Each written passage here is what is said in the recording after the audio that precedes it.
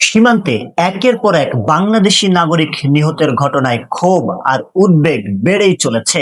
এবার সেই ক্ষোভের প্রতিফলন ঘটল সরাসরি দুই দেশের সরকারি বৈঠকে। স্বরাষ্ট্রমন্ত্রী স্পষ্ট ভাষায় ভারতকে জানিয়ে দিয়েছেন, বন্ধুত্বের সম্পর্কে ফাটল ধরায় এই সীমান্ত হত্যা। সীমান্তে নিরস্ত্র মানুষের উপর গুলিবর্ষণ কোনোভাবে গ্রহণযোগ্য নয়।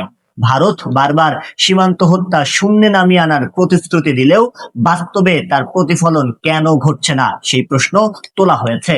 বর্ডার গার্ড বাংলাদেশ বিজিবিকে আরো সতর্ক ও শক্তিশালী অবস্থানে থাকার নির্দেশনাও দেওয়া হয়েছে।